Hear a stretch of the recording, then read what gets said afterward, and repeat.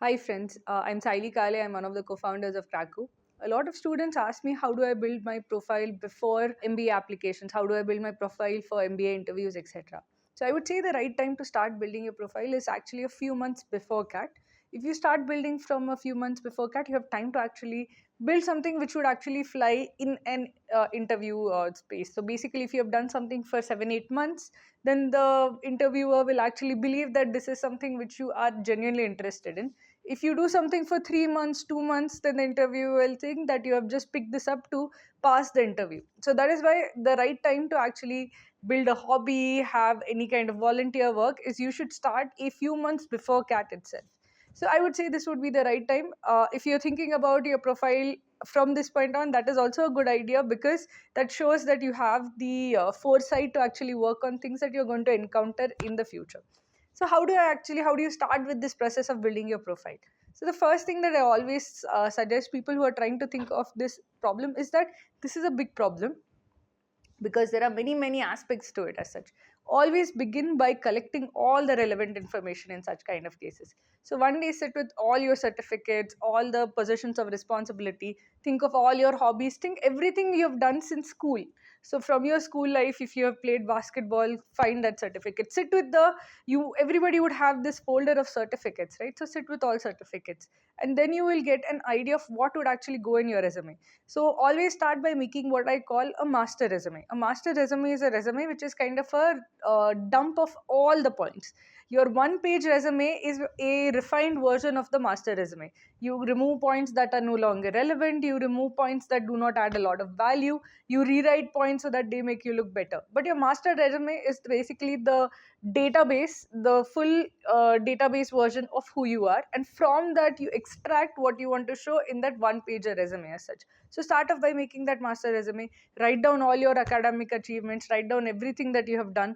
If you have stood first in anything, write it down. If you have any kind of certificate, any participation certificate, also write it down. So you need not edit anything from your master resume. Everything that you have ever done, put it in the master resume. Now in the master resume, start grouping things. So in your profile, the rough headers will be basically co-curricular achievements. So these are achievements that are part of not academics necessarily, but academics aligned. So any entrance exams, any kind of scholastic tests would come over here. Any kind of distinction you have achieved in exams not directly related to your schooling would come over here. Now after that, the second one is extracurricular achievements. Extracurricular achievements would be achievements in singing, dancing, any kind of extracurriculars that you have taken part in, sports. Then another header would be positions of responsibility. These show your leadership potential, which is especially important in MBA examinations. And the last part is interests and hobbies. Interests and hobbies are things where which essentially add as a they add a dimension to your personality. They don't necessarily show that you are somebody who is an achiever, but they show that you are an interesting person, and therefore that is also valuable to a profile. As a full rounded profile, you should show that you are an interesting person. You're a person who actually has interests and hobbies, who pursues interests and hobbies, who is passionate about things. So these are the four rough headers that you should think about. Now in co-curricular achievements, you would have these co-curricular achievements which you have actually participated throughout in school. You would have like say your KVPY awards, etc., etc. So those are done and dusted. You can't now go back to school and do those. Now, what else can you do to add to the co-curriculars? You can take exams. For example, you can take the CFA, you can take the FRM exam. There are other exams that you can take to kind of add to this particular section. Some of these exams are very expensive, so I'll add the rider that do it only if you're genuinely interested in the subject, because if you're not interested in the subject, it will not add value. So if you're somebody who wants to show that they're interested in quantitative aligned subjects like finance or economics, this might help your resume. In other ways also, if you are somebody who is not interested in that, you can learn a language certifications also help. Language certifications, if you say pass a certification for German language or some other language, that would also help in your co-curricular activities section. Now consider extracurricular activity section. So when you have made your master resume, you will see certain things keep popping up. Even as participation certificates also, they will keep popping up. So for example, for me, I used to participate in a lot of sports. I wouldn't necessarily win, but I participated in a lot of sports. I would come third, I would come second, I would very rarely come first. So if I just considered the first standing first position certificates, I would not have a lot of certificates that way. But when I consider a bulk of the certificates which were either second or third kind of positions, you will see a trend of what kind of sports you were good at, what kind of sports you were genuinely interested in. Not just sports, any kind of extracurricular activity you were genuinely interested in. Now look at that more carefully. Can you make something more of that? For example, if you have a few quizzing certificates, can you participate in other quizzing competitions in your city as such? If you have certificates for, say, chess, can you work on that by saying that, okay, I'm participating on an online chess platform, so I participate and I play competitions on Lichess or something like that. If you have any interest that you can actually continue now, that would be a good thing. So if you participated and played basketball, can you at least try to play basketball on the weekends to show that it is an enduring interest? So a extracurricular activity which is an enduring interest would actually be more beneficial than an extracurricular activity which you have completely given up on. So even if you have a lot of prizes in your undergrad and your school for some activity which you have not continued with at all now, that would be less useful than an activity which you have continued on. Even if the prizes that you have won are lesser, if you continue to play, say, football, if you continue to play cricket, in some way you are continuing a passion of yours, and that is more useful than something that you have completely left. Now also think of, so this is about your co-curriculars and extracurriculars. In extracurriculars, basically try to show that you are somebody who is passionate, who doesn't leave things easily, and who basically has enduring passions. An enduring passion is a sign of someone who is determined, who actually goes out and achieves things. So try to see what kind of extracurriculars you can actually still hold on to. Now, the third thing that comes is positions of responsibility. And positions of responsibility are difficult to get, but they are possible even now. So where can you get your positions of responsibility?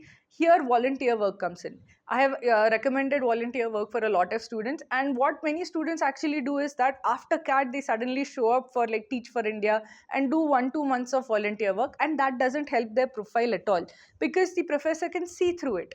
So always when in such cases, you should always think that when should I start my volunteer work? When will I get a position of responsibility really in volunteer work? If you start early before the CAT exam, you will not get any kind of responsibility in volunteer work for the first 4 months because you will not be adding a whole lot of value. But after the first 5-6 months, you will actually become the head volunteer. You will then take the responsibility of managing other newer volunteers as such. Then you will get a position of responsibility out of it. Similarly, you can get a position of responsibility from any kind of club or organization that you can form. So even if you're part of a quizzing club, if you organize a quiz competition, if you organize even a city level quiz competition, that would also be a position of responsibility. So think about where you can get positions of responsibility, because here you need to act now. Otherwise, you are not going to get a credible position of responsibility. Even within your working environment, in your working setup, what you can try to do is try to figure out there are any clubs in your company. For example, there will be special interest clubs. There will be maybe there might be like your in-house magazines or something like that. So think of that. If you're somebody who is part of, say, debate and elocution, think of debate and elocution clubs that are there. Think of Toastmasters. Try to get a certification. Try to get something where you can get a certificate or a position of responsibility letter out of it. So think of these carefully. What are your actual interests, and anything overlapping with it can help you get either a position of responsibility kind of point or an extracurricular point. The last one is interest and hobbies. A lot of people ignore interest and hobbies, and you can actually leave these part till after CAT. But what I would suggest is that if something is a interest or a hobby which actually is jumping out to you in your master resume, try to go back to it, try to reignite it before CAT exam also, before essentially try to get in touch back with that particular hobby. So if you were somebody who was a trained classical singer and you have not sung for a very long time, try to go back into that as such. If you are genuinely interested in it, it will actually help you in your interview as such. having hobbies, having interests, being good at something would help you a lot in the interview. If you're somebody who's genuinely interested in, say, Indian classical music, who can hold a conversation in Indian classical music, that would help you a lot in your interview. More than just the certificate, the knowledge, the know-how, that would help you a lot in the interview. So these are all the things that you have to think of before you actually prepare yourself for the interview. These are the four headers you should think. Start with the master resume, and then where you stand would be immediately clear.